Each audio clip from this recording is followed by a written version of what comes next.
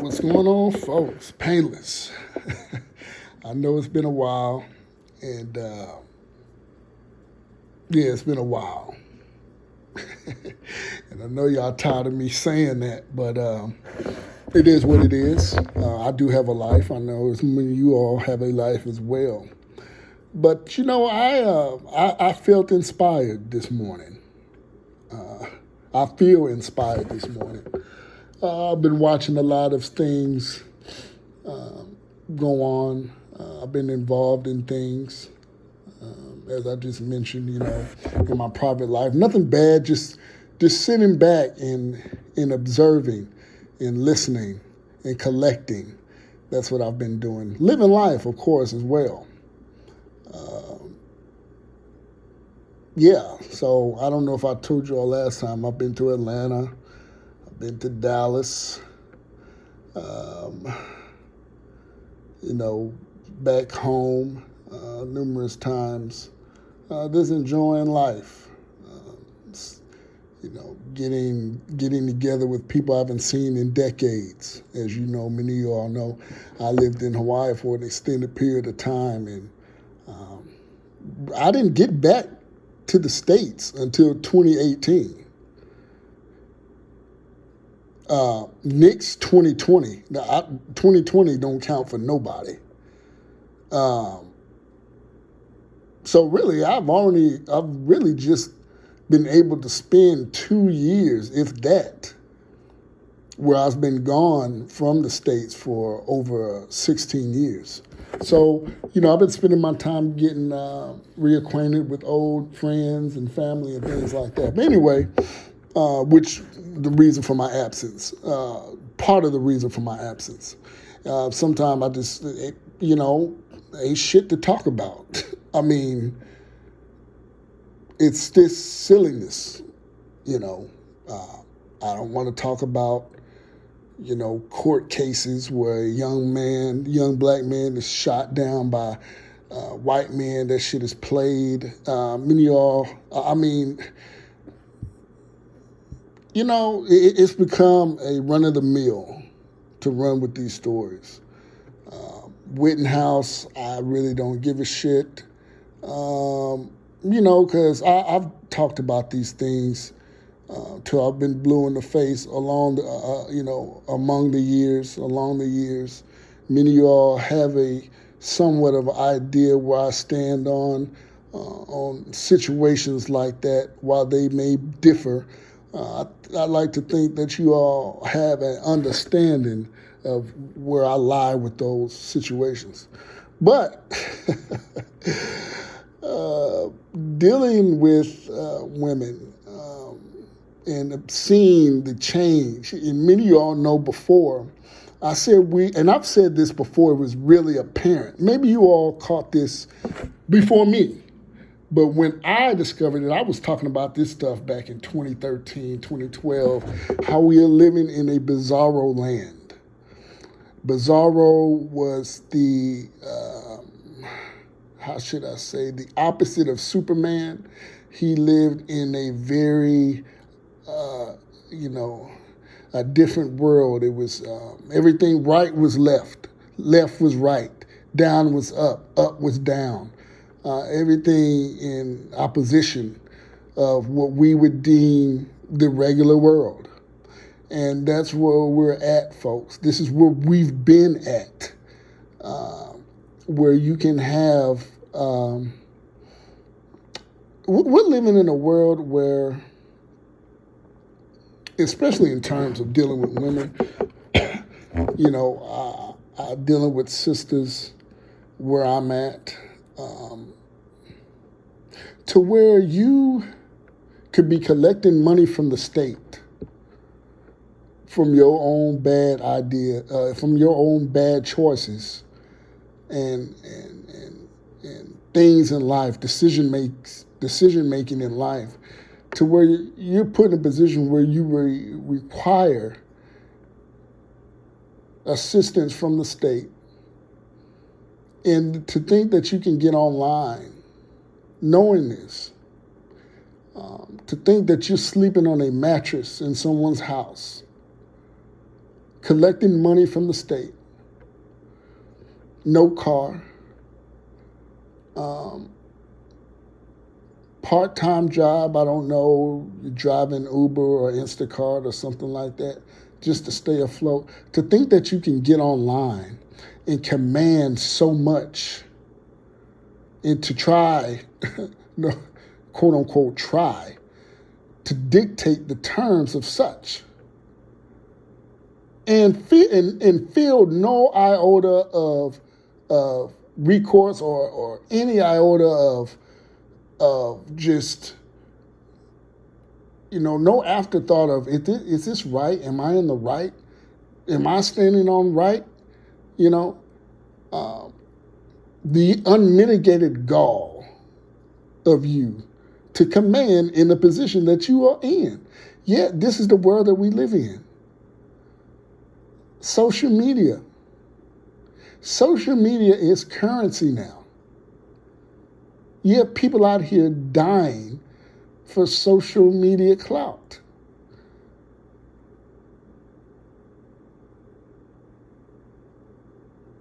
To think that you are a woman, and I'm going to get, I've talked about you guys too, but to think that you have, you're a single mother with young kids from various fathers, to think that you can choose and dictate.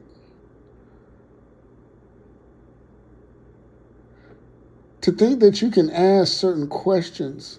I'm going to give you a scenario I went through.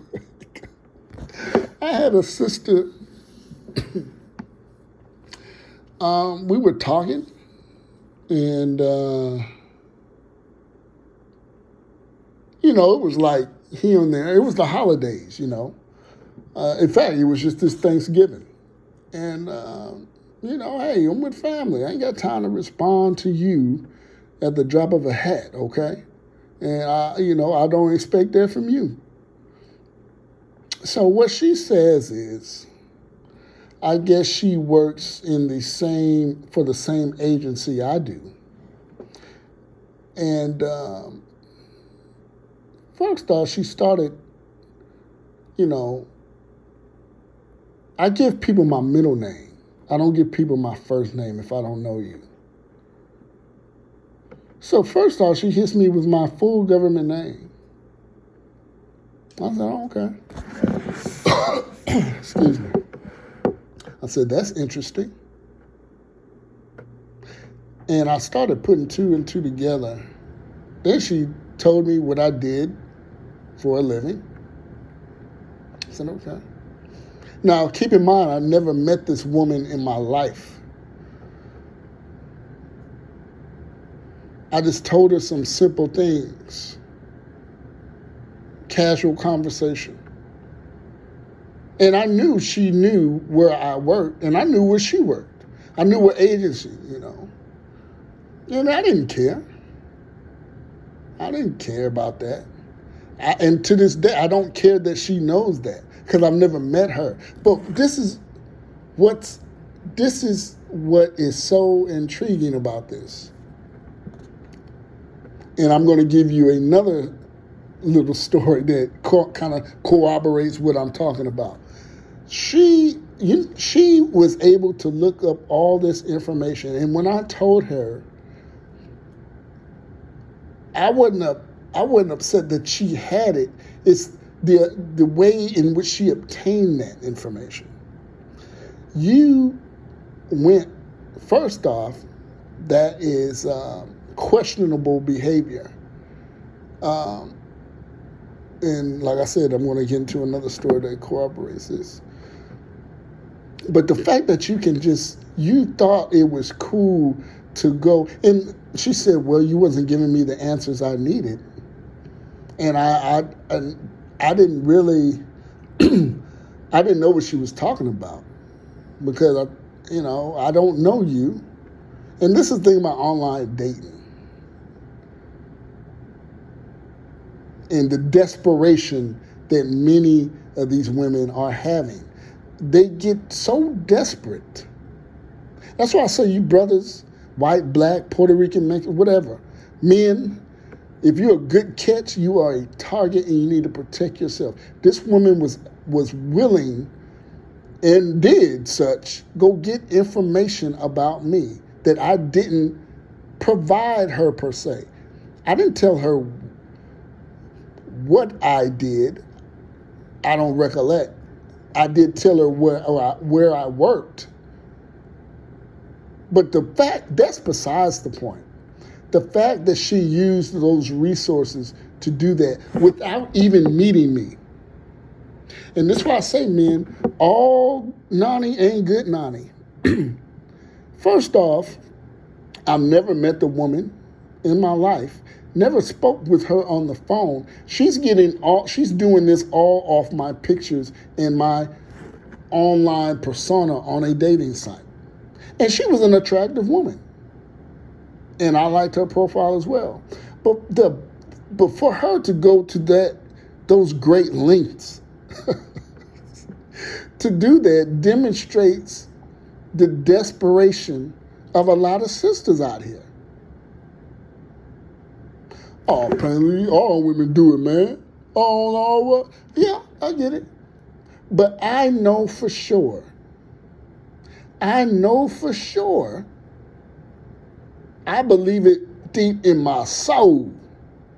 If I was a white guy, she would not have done that to that white guy. She wouldn't have done that. And as I read the messages back, because we had each other's phone numbers. All we did was text. We never spoke on the phone. Obviously, never met in person. But the fact, and then her mammy ass, matter of fact, you didn't give me all the information I needed, so I had to do what I had to do. Tone demonstrates such. And I've talked about this, brothers.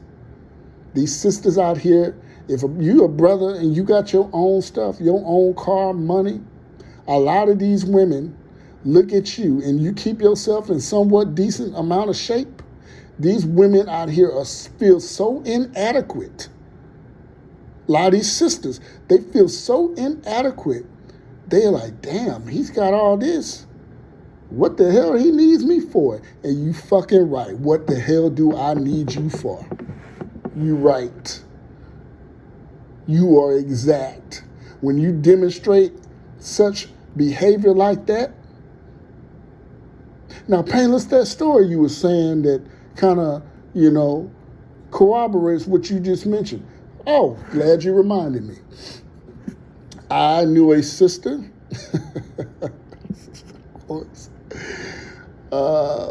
and we worked together, and I knew her husband. He was military, she was a civilian. I knew the physical security information officer on said base, and he would tell me, he like, man, retired E-8 Navy Master Chief or something like that. And he would say, man, you can believe all the violations that come in here. All for petty shit, like a spouse trying to figure out who his wife, like a spouse trying to figure out who the husband is dealing with and vice versa. And he said, you know who a majority of these offenders are? I said, what's up, Master Chief? Sisters. I'm in his office because I had to go to the main, and you all in the Navy, there's a main building where the command staff is, the admiral of the damn base and all this. And there's all type of, so I periodically would have to go up there to handle certain unit affairs in the agency I used to work for. So I would stop by his office occasionally, and he would tell me, man, he would say about 80, he said about 90% of the offenders are female and sisters. I said, wow. And what do you mean by offenders? He means unauthorized usage to information. Like snooping around where you ain't got no business to get information to find out about blase blase. So anyway, I worked with a woman like that. She was good people. Don't get me wrong. She was good people. She was just wanted to find out information. And she ended up doing that. And it was a whole bunch of there's a bunch of nonsense. And she ended up getting removed from her federal job for that. Just for that. Now, I'm not sure if Master Chief he probably saw the discrepancy, but we weren't talking about it. He was telling me this before this situation I just described with my coworker. So she just added on to the goddamn statistic, you know? And it reminds me of that situation that I was hearing about with R. Kelly, in which somebody that was working for BOP, the Bureau of Prisons, which is a federal agency, in getting information about R. Kelly, Robert Kelly, to someone else, and then it was leaked by a famous YouTuber. Sisters involved.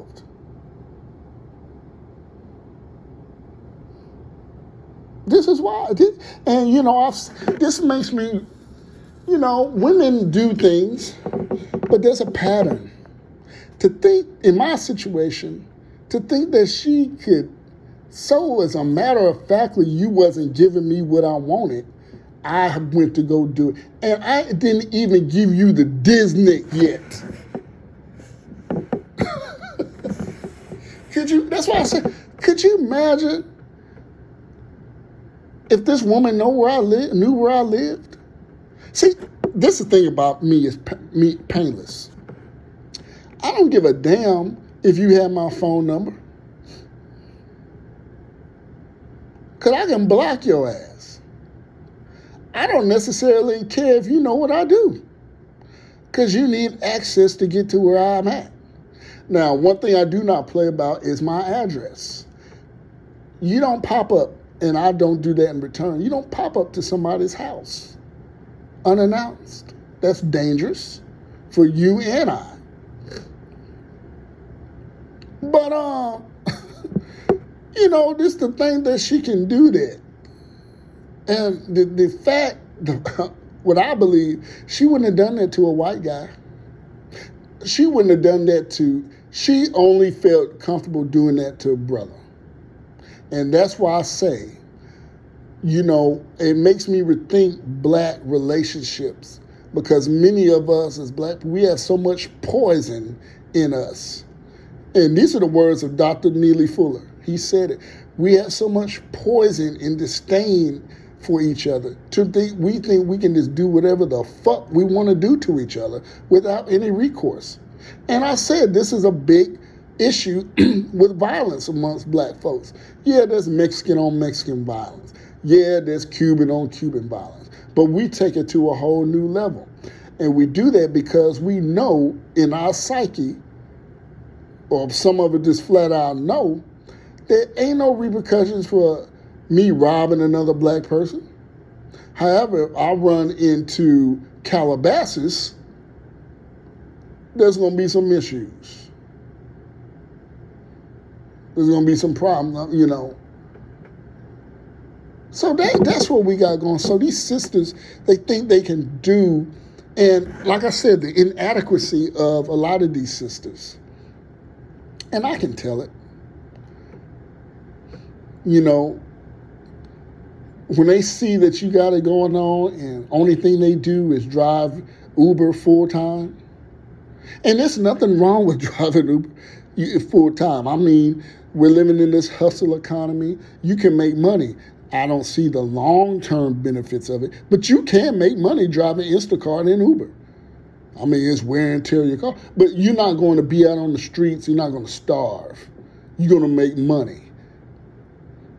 But deep down, these chicks know that they would rather have something secure They know they'd rather be sitting their asses in an office somewhere, not toting people around, all in their car, driving 300, 250 goddamn miles. They know they would rather be doing some other shit than that. But see, a woman's pride, and I've run into this. Oh, you got you a good old job, huh? Oh, I'm jealous. See, B, I know you is. I know you are jealous. Don't get, and see, this pandemic has exposed a lot. It's exposed that a lot of you women, because a lot of you women, especially you sisters, y'all lost out. Now you're driving Instacart, Uber, looking crazy, want to go out, but your ass can't because that rent got to get paid. You out here still trying to get that damn hair and nails done. And when you run up on me, you like, damn, how this nappy-headed Negro get this? What he doing living by himself? I'm telling you, this is how these women think. A lot of these sisters, when they see a black man doing things, having things. Oh, parents, you self-indulge. No. These are things that I've sensed, that I've seen, that I've heard. I've had women come and say, you don't need all this by yourself. I've had women flat out tell me that, which tells me that the jealousy, and this is why a lot of women, especially sisters, they deal with quote unquote dusties, because they feel that they can be in control of these guys.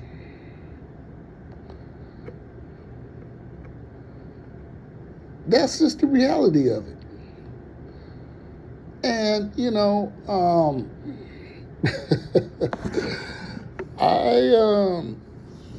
you get what you get. Hence the title, Who They Choose. Yes, who they choose. I don't want to hear about you dealing with a dude that isn't doing anything for himself. You complain about him, that he's broke and blase, but you're still staying with him. And then you find a quote-unquote educated lame, as some have called it, and now you want to put up barriers and rules, and you feel inadequate. I don't give a fuck about your inadequacy. You chose that.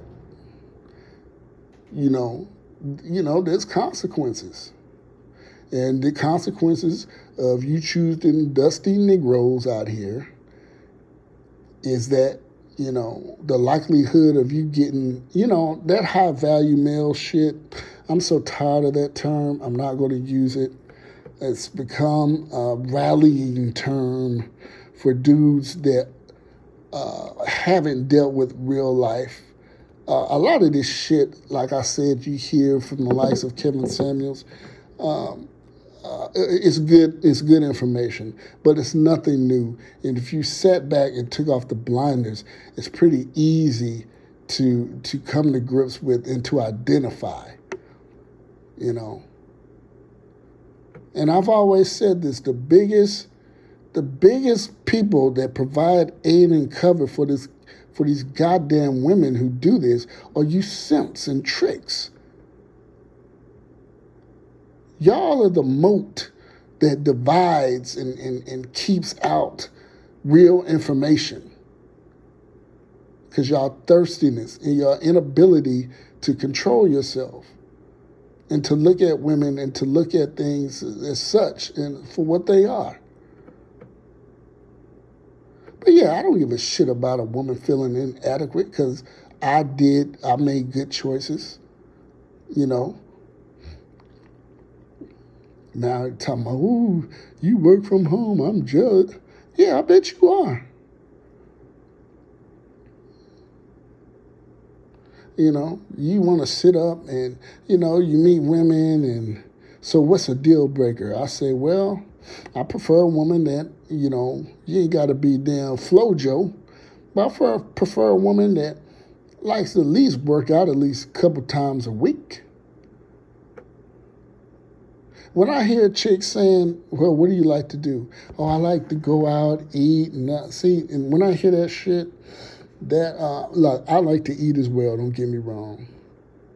And there's nothing wrong with a great meal, don't get me wrong. But if you, as black people, if we look at the landscape, you got 30-something-year-old people out here dying of diabetes, heart attacks, 36, 37, looking 67. And you know this runs in your family. And you know this is part of the so-called black community. Yet you want to go out and eat. And you can hardly wipe your ass because your arms are so flabby and short that you can't even reach around to wipe your ass. And on top of that, you got them long-ass goddamn nails. And you want to sit around and not do nothing all day. And when you do, you want to sit up and smoke weed all day. That shit is not attractive. It's not. So, I would say again, brothers, the best thing you can do is stay on your purpose. As many of you have heard, stay in shape. Stay out them damn streets. Find you, if you got to go rogue and be alone. But if you can, find a group of like-minded men and women and click up. But take care of your health. Don't have standards. It's okay for men, especially brothers, to have standards. The world doesn't believe that men, especially black men, should have standards. If you want a woman that you require her to work out, don't deviate.